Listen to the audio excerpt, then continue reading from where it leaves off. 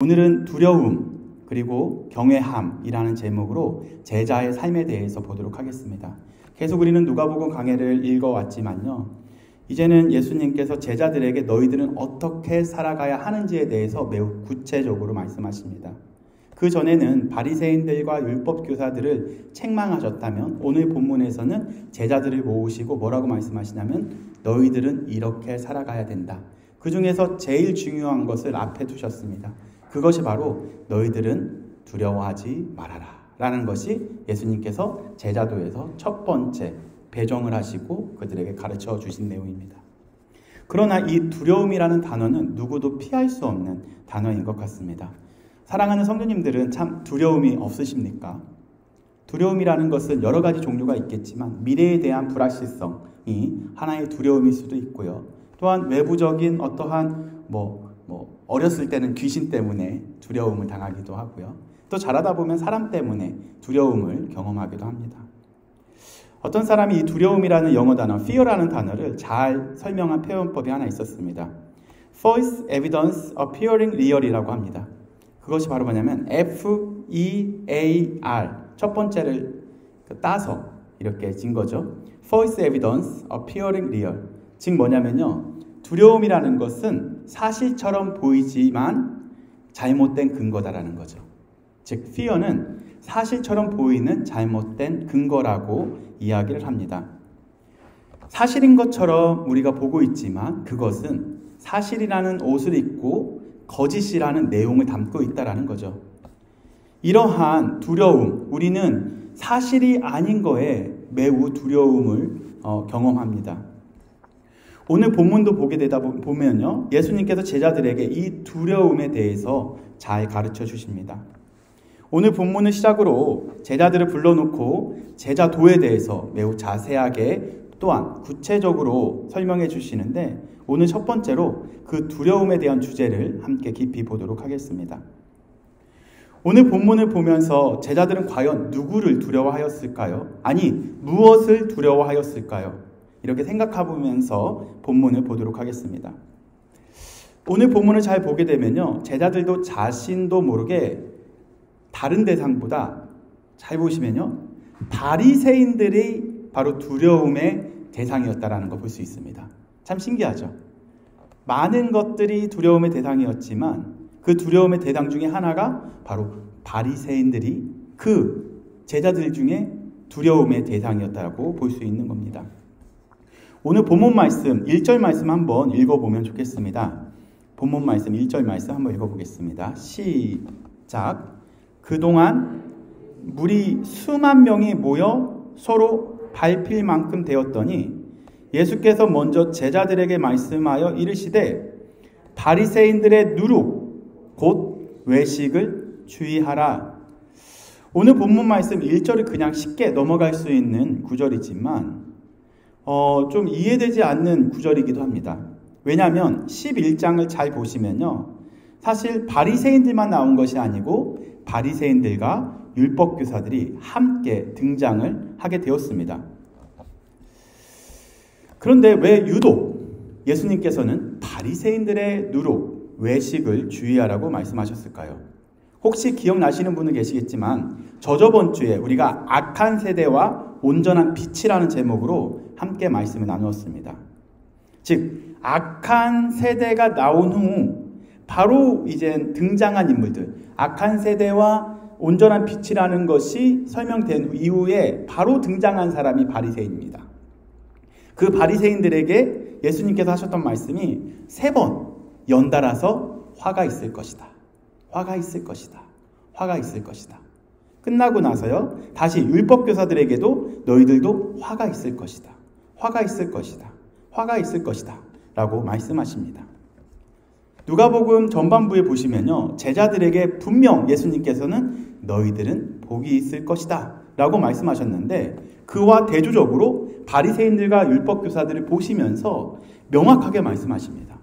너희들은 화가 있을 것이다. 왜 이 말씀을 하셨을까요? 한번 깊이 생각해 보십시오. 악한 세대와 온전한 빛이 등장한 이후에 바로 바리새인과 유대인 율법교사들이 등장했다라는 것은 바로 바리새인들과 율법교사들이 어디의 주인공인가요? 바로 악한 세대의 주인공이 바로 바리새인들과 율법교사들이라는 거죠. 이들이 얼마나 악한 짓을 했는지는 모르겠지만 예수님께서는 너희들은 악한 세대의 주인공이기 때문에 분명 너희들에겐 화가 있을 것이다 라고 말씀하신 거죠. 그렇다면 본문으로 다시 돌아가서 11장 42절, 43절, 44절 말씀을 한번 보시면서 체크하시면 좋겠습니다. 42장 첫 번째 주어에 동그라미 치시고요. 43절에도 첫 번째, 그리고 44절에도 첫 번째 그 구절에 동그라미 치면 좋겠습니다. 첫 번째 어떻게 나오냐면요. 화 있을진저, 43절도 화 있을진저, 그 다음에 44절도 화 있을진저 라고 이야기하고 있습니다. 첫 번째 화라는 것은 율법교사들은 11조도 내고 종교생활을 열심히 하지만 그 내면에는 뭐가 없었냐면요. 사랑이 없었습니다. 즉 종교적 행위는 보일 수 있었지만 그 안에 깊은 곳에 율법의 내용이 빠졌다라는 거죠. 43절에는요. 그들은 굉장히 교만했습니다. 그리고 특권 의식에 사로잡혀 있었던 사람들입니다.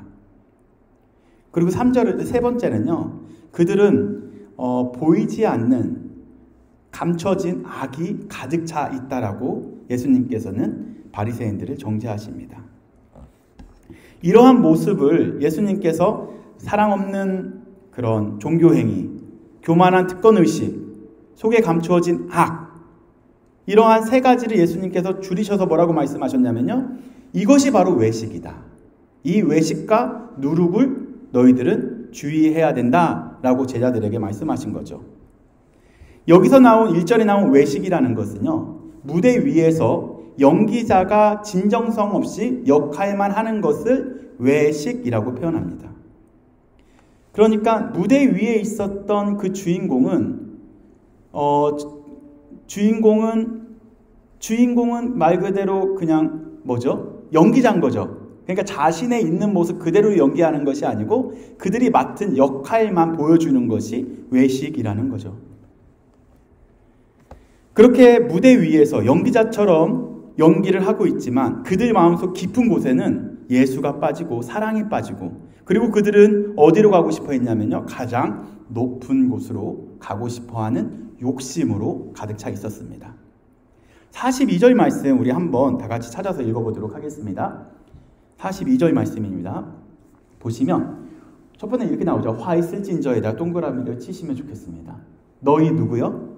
바리새인이요. 너희가 박하와 온향과 모든 채소와 11조는 드리되 하나님께 이 모든 것은 드리되 무엇을 빼먹은 거예요? 두 가지를 빼먹은 거죠. 첫 번째, 하나님의 공의를 버리고요.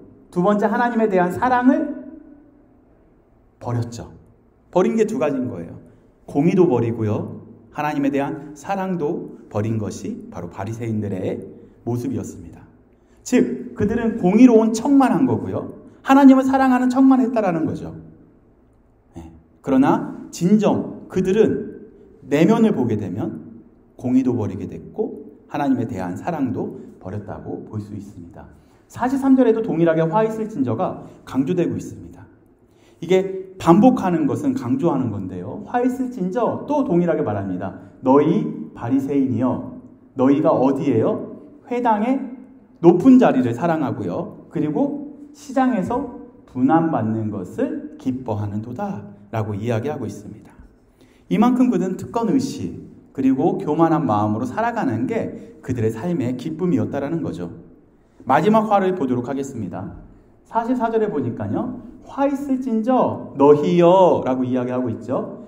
너희는 평토장한 무덤, 평토장한 무덤이라는 건 뭐냐면요. 쉽게 말해서 평평한 무덤과 같은 겁니다. 사실 드러나지 않는 무덤이라는 거예요. 지나가다가 우리가 밟았는데 그것이 무덤인지 아닌지 모르게 평토장한 무덤이라고 표현하는 거죠. 그러나 그 평토장한 무덤 아래는 무엇이 있는 걸까요? 바로 썩은 시체가 있는 겁니다. 그러니까 너희들의 삶을 예수님께서 뭐라고 정죄하시냐면요. 너희들의 모습은 평토장에서 아무렇지도 않은 것처럼 평평해 보이지만 너희들은 속에 무엇이 가득 차 있다? 썩은 시체로 가득 찬 사람들이다 라고 예수님께서 강력하게 말씀하시는 거죠. 화 있을진저 너희들은 그러한 시체로 돌아갈 것이다 라고 예수님께서 알려주고 있는 겁니다. 이렇게 공의와 사랑을 버렸다고 정죄하시고요. 그리고 그들은 높은 자리와 문안받는 것을 좋아하는 교만한 사람이라고 평가하시고요. 그리고 44절에는 평토장한 무덤, 즉 불분명하게 덮인 무덤을 말하는데요. 그 무덤인지 아닌지 모르게 자기 자신을 이렇게 치장하지만 실제로 그 안에는 시체만 남아있는 상태라고 예수님께서 그들을 평가하셨습니다. 참 이런 모습을 보면서 제 자신도 돌아보았습니다. 종교적인 모습은 갖고 있지만 분명 죽은 신앙으로 살아가고 있지는 않은가에 대한 내 자신을 한번 돌아보는 시간이었습니다. 이렇게 42, 43, 44절이 끝나고 나서요. 율법 교사들에게도요. 화가 있을 것이다 라고 세 가지를 말씀하십니다. 혹시 집에 돌아가시면요. 46절, 47절, 52절을 읽어보시면 좋을 것 같습니다. 그들에게는요. 가르치지만 실행하지 않은 모습을 정죄하셨고요. 두 번째는 선지자들을 박해했다고 이야기하시고요. 마지막으로는 율법교사들을 따르는 자들까지, 그러니까 맹인이 그 길을 인도하는 것처럼 이렇게 따르는 자들까지도 망하게 한 사람들이다라고 이렇게 율법교사들에 대해서도 평가하십니다. 잠깐 정리해 보도록 하겠습니다. 악한 세대의 주인공이 바로 누구인 거예요? 바리새인과 율법교사들. 가장 존경받고 있었던 바로 율법교사들과 바리새인들이 악한 세대의 주인공이라는 거죠. 그러면 이 시대를 살아가고 있는 우리 악한 세대의 주인공은 누굴까요? 어쩌면 가장 종교심이 강한 이러한 종교인들이 가장 하나님께서 보시기에 악한 세대의 주인공이 아닐까라는 것을 돌아봐야 합니다. 이렇게 예수님께서는 두 부류의 회개의 메시지를 선포하신 후에 그 다음에 예수님께서 제자도에 대해서 말씀하십니다. 즉 온전한 빛은 무엇으로 말미암아 완성될 수 있을까요?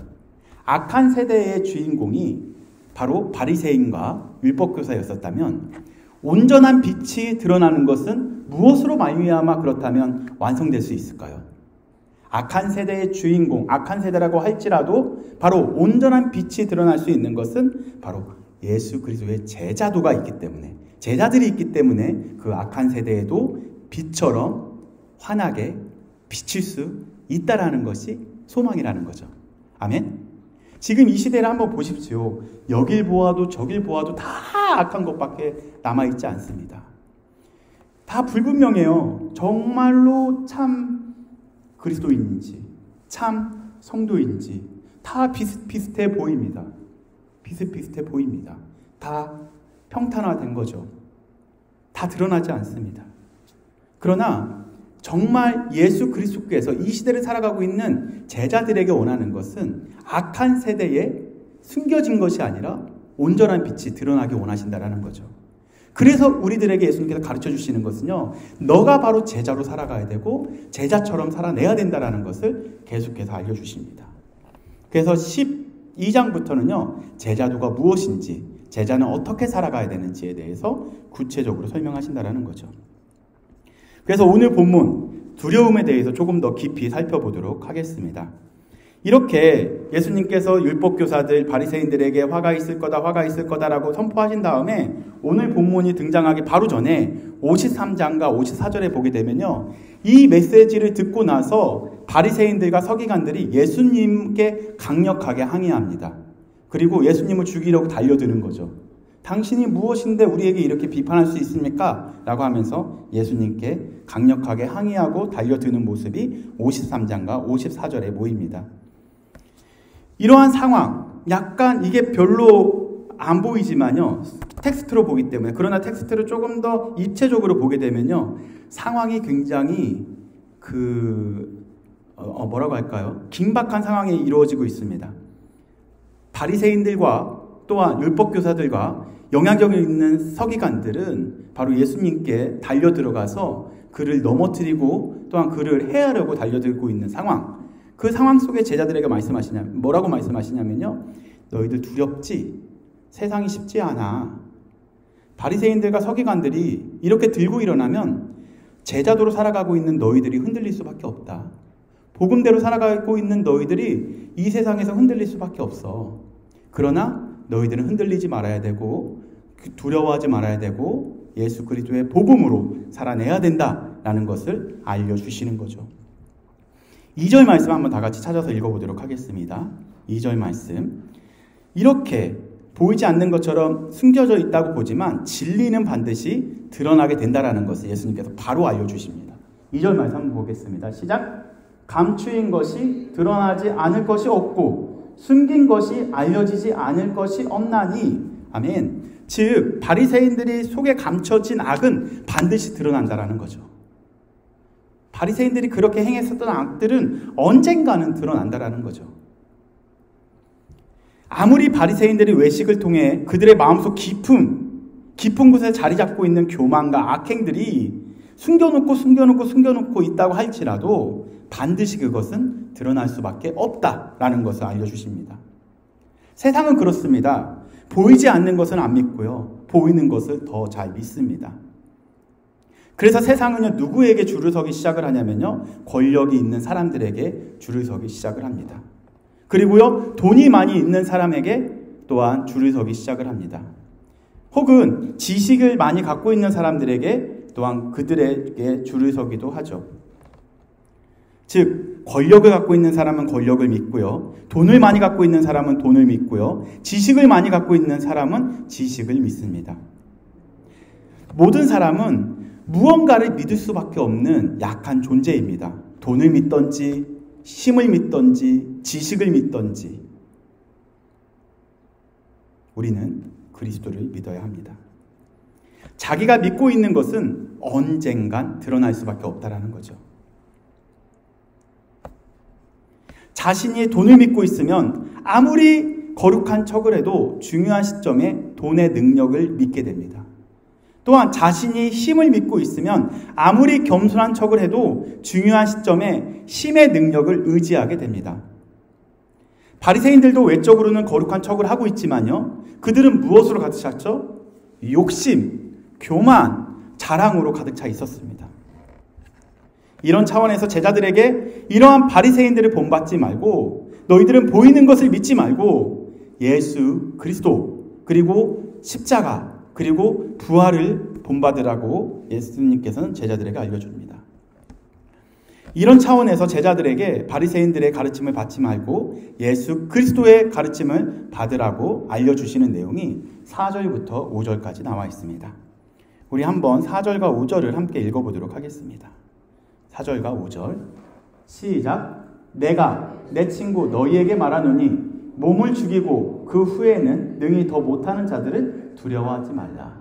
바로 제자들에게 뭐라고 말씀하시냐면요, 너희들은 내 친구다. 내 친구. 너희들은 뭐라고 말씀하시죠? 4절 다시 한번 볼게요. 4절 보시면 너희에게 말하는데 네 몸, 육체로 번역을 해야 됩니다. 육체를 죽이고 그 후에 더 이상 아무것도 못하는 자들을 두려워할 필요 없다. 심지어 너희들이 이곳에서 죽음을 당한다고 할지라도 그 이상 너희들에게 해야 할 수 있는 것이 아무것도 없단다 라는 것을 알려주고 있는 거죠. 그렇다면 누구를 두려워하라라고 이야기하고 있냐면요, 5절에 나와 있습니다. 마땅히 두려워할 자를 두려워하라고 이야기하고 있습니다. 마땅히 두려워할 자가 누군가요? 보니까 내가 너희에게 보이리니, 즉 보이는 예수 그리스도를 두려워하라. 이걸 요약하면 너희들이 세상을 두려워하지 말고 예수 그리스도를 두려워하라라고 이야기하고 있습니다. 사실 이 두려워하다라는 단어는요, 존경하다라는 단어와 동일한 단어를 씁니다. 문맥에 따라서 번역이 다릅니다. 즉 뭐냐면 대상이 세상이면 너희들은 세상을 두려워하지 말아라로 번역을 해야 되는 거고요. 이게 포보스라는 단어인데요. 그런데 대상이 하나님이면 너희들은 하나님을 경외하라. 혹은 너희들은 하나님을 공경하라, 존경하라. 그렇게 번역할 수 있습니다. 혹은 가끔은 너희들은 하나님을 두려워하라 라고 번역할 수 있는 거죠. 즉 하나님을 두려워하지 않으니까요, 무엇을 공경하고 존경하고 경외하고 있죠? 세상을 경외하고 두려워하고 있는 겁니다. 우리 안에 예수가 없고 하나님이 없으면 우리는 세상이 두려울 수밖에 없다는 거죠. 그러나 우리 안에 예수 그리스도가 있다면 우리가 하나님을 경외하고 예수님을 경외하기 때문에 세상을 두려워하지 않을 수 있다는 거죠. 이게 제자도의 제일 중요한 부분인 것 같습니다. 우리가 누구와 함께 걸어가느냐, 내가 누구를 존경하고 공경하고 경외하느냐가 더 중요한 거죠. 내가 하나님을 경외하지 않고 힘, 능력, 돈, 권력을 의지한다면 어느 순간 우리는 하나님을 두려워하지 않는 백성이 될 수 있다는 거죠. 그렇다면 우리가 행하는 악이 악인지도 모르게 바리새인들처럼 외식하며 살아갈 수 있다는 거죠. 제자들은요, 외식하는 사람이 아니고요, 예수 그리스도와 동행하는 사람입니다. 계속해서 보도록 하겠습니다.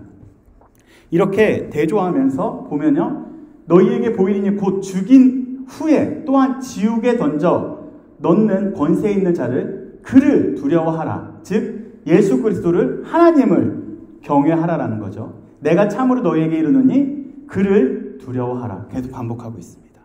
하나님을 경외하고 하나님을 경외하라. 하나님을 두려워하고 하나님을 두려워하라. 그러면 세상을 두려워하지 않을 수가 있다라고 예수님께서는 알려주고 있습니다. 우리에겐 세상이 이렇게 유혹을 합니다. 보이는 것에 더 가치를 두어라. 기독교에서 말하는 영생은 무의미하다라고 가르칩니다. 사랑하는 성도님들, 이제는 혹시 스레드라는 그런 그 SNS 아시나요? 최근에 나온 건데요. 이게 페이스북에서 인스타로 넘어갔고요. 인스타에서 또 스레드라는 그러한 SNS로 넘어갔습니다. 그런데 이게 그 연동이 알고리즘이랑 연동이 되면서 굉장히 이제 그 뜨는 그 사람들의 글을 읽다 보면요, 마치 기독교의 진리를 전파하는 사람들 건 다 스레드에서는 굉장히 조금 쓰레기처럼 이렇게 취급을 당하고, 마치 지옥과 천국을 이야기하는 사람들은 굉장히 뭐라고 할까요? 되게 조금 뒤떨어진 것을 이야기하는 것처럼 이야기합니다. 그래서 요즘에 뭐가 뜨냐면요, 지옥과 천국이 없는 하나님은 사랑이시다라는 것을 외치는 것이 더 인기가 좋아요. 그래서 수많은 사람들이 하나님의 사랑, 그리고 지옥, 천국은 성경에 나오지 않았다라고 이렇게 가르쳐주는 그런 글들이 굉장히 되게 존경을 받더라고요. 그러나 분명히 지옥도 나오고요, 그 다음 구절에 천국도 나옵니다. 네. 또한 지옥에 던져 권세 있는 자를 그를 두려워하라라고 분명히 성경에서는 가르쳐주고 있다는 거죠. 세상은 우리에게 이렇게 유혹합니다. 보이는 것에 더 가치를 두어라. 기독교에서 말하는 영생은 무의미하다라고 가르치고요, 두려움을 우리의 인식 속에 넣어서 두려워하지 않기 위해서 뭐라고 그들은 답을 가르쳐주냐면요, 더 많은 돈이 있으면 너희들은 두려워하지 않을 거야. 더 높은 위치에 올라가면 너희들은 두려워하지 않을 거야. 더 좋은 직장을 가져야만이 너희는 두려워하지 않을 거야. 대학을 좋은 데 가야만이 너를 지킬 수가 있는 유일한 방법이야. 그러니까 너는 누구를 믿어야 되냐면 하나님을 믿지 말고 너 자신을 믿어. 이것이 바로 포스트 모더니즘에서 가장 강요하고 있는 자율성, 그리고 상대적인 원리, 진리란 없다. 너 자신을 믿어야지. 왜 하나님을 믿냐? 인본주의에 가득 찬 것을 대학에서 가르치고 있다는 거죠. 과연 그럴까요? 그렇게 성공했다고 칩시다. 그렇게 성공한 사람이 13장부터 나옵니다. 두 글자로 뭐라고 표현하냐면요, 딱 이렇게 나옵니다. 부자. 열심히 자기 자신을 잘 지키면서 노력해서 얻은 사람, 그 사람은 두 글자로 뭐라고 지은다고요? 부자라고 이렇게 이름을 지어줍니다. 부자가 등장을 합니다. 그러면서 13장에서 잘 보시면요, 그 성공한 부자도 어디 앞에서 아무것도 할 수 없는 사람이다라는 것을 알려주고 있나요? 바로 죽음이라는 것 앞에서는 아무것도 할 수 없다라는 것을 제자들에게 가르쳐주고 있다는 거죠. 그렇다면 우리는 누구를 존경하고 우리는 누구에게 집중해야 할까요? 6절부터 7절에 명확하게 예수님께서 알려주십니다. 한번 읽어보겠습니다. 다 같이 읽어보겠습니다. 참새 5마리가 얼마예요? 2아사리온에 팔리는 것이 아니야. 참새 5마리가 있는데요, 2아사리온은 뭐냐면 한 아사리온이 16분의 1 데나리온입니다. 그러니까 데나리온은 가장 작은 화폐의 단위입니다. 근데 아사리온은 더 작은 단위인 거죠. 그죠? 그러니까 참새도 참새라고 번역하면 안 되고요. 가장 작은 새로 번역을 해야 합니다. 정말 가장 작은 새 5마리가 있는데 그 5마리가 얼마에 팔린다고요? 정말 값어치 없는 정말 작은 두 아사리온에 팔리는 것이 아니냐. 그런데 중요한 것은 그러나 하나님 앞에서는 그 작은 새 5마리도 하나님은 단 한 마리도 잊지 아니하신다라고 얘기하시는 거예요. 우리가 볼 때 그 작은 새 무의미하잖아요.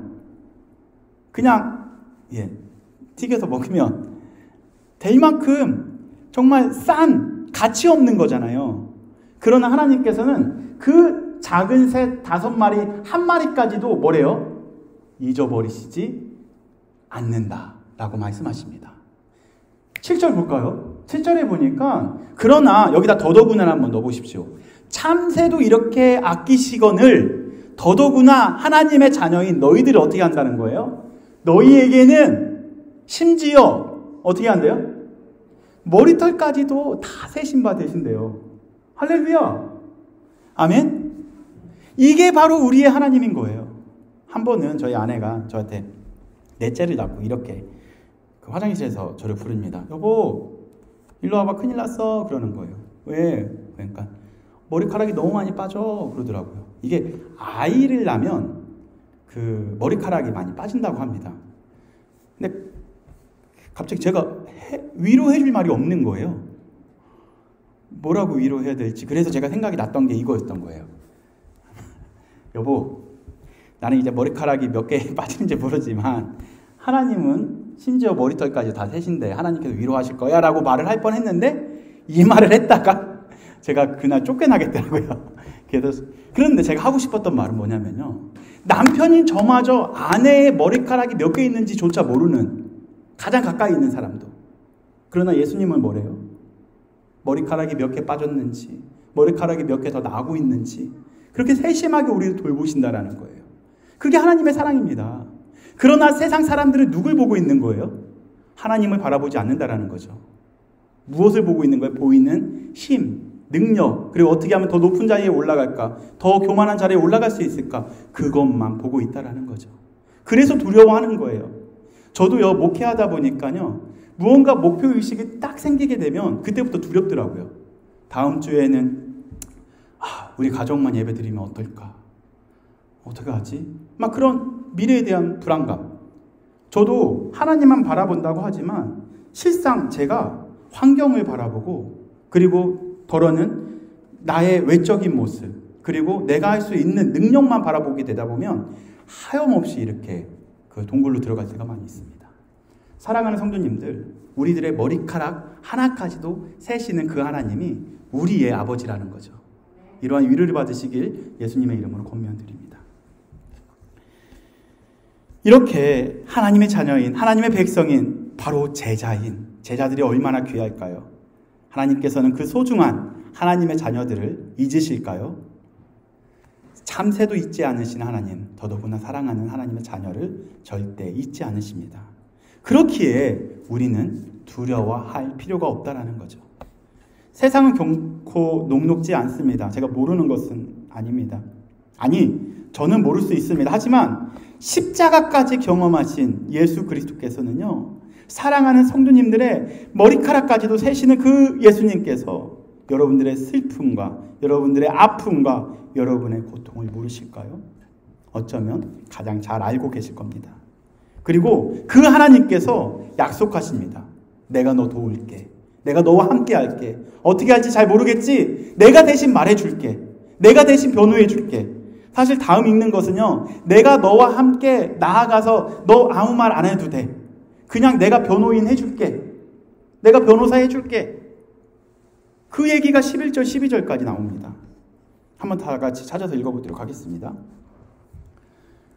11절 한번 읽어보겠습니다. 시작. 사람이 너희를 회당이나 위정자나 권세 있는 자 앞에 끌고 가거든 어떻게 무엇으로 대답하며 무엇으로 말할까 염려하지 말아라. 세상에서 그런 권세자들, 그런 힘 있는 자들 앞에서 우리가 위축되잖아요. 그죠? 그럴 필요 없다라는 거죠. 왜요? 예수님께서 12절에 말씀하십니다. 다 같이 읽어보겠습니다. 시작. 마땅히 할 말을 성령이 곧 그때에 너희에게 가르치시리라. 아멘. 단순히 그냥 너희들 말하는 거 내가 도와줄게, 말을 잘할 수 있도록 도와줄게가 아닙니다. 내가 너의 변호인이 되어줄게. 힘들지? 내가 도울게. 그 얘기인 거예요. 그러니까 두려워하지 말라고 오늘도 가르쳐주고 있다는 거죠. 두려움에는 5가지가 있다고 합니다. 나가면서 말씀드립니다. 첫 번째는 소멸 단계가 있습니다. 소멸이라는 것은요, 존재 자체가 사라질 것 같은 두려움. 예를 들어서 어떤 거냐면요, 높은 장소에서 바닥을 내려볼 때 이런 두려움이 생기잖아요. 그때 느끼는 두려움이 소멸이라는 공포심이라고 이야기합니다. 두 번째는 절단이라는 공포심인데요, 두려움인데, 이것은 뭐냐면요, 외부적인 요인으로 인해서 신체 일부가 절단될 것 같다라는 두려움을 느낀다고 합니다. 이런 두려움은 마치 어떤 거냐면요, 여러분들, 저는 쥐를 싫어하거든요. 뱀도 싫어해요. 그런 거를 딱 보면 머리가 삐죽삐죽 이렇게 되더라고요. 이런 두려움이 바로 절단이라는 두려움입니다. 세 번째는 자유의 상실입니다. 이것은 바로 뭐냐면요, 물리적인 상황과 사회적인 관계에서 상실될 것 같은 두려움인데요. 예를 들어서 물리적인 공간은 폐쇄공포증, 혹은 누군가와 가까워지는 것이 힘들 때, 혹은 결혼 안 하신 분들은 결혼이 싫어지거나 두려워질 때, 그런 표현이 자유의 상실이다라고 이야기합니다. 네 번째는 분리라는 단계인데요.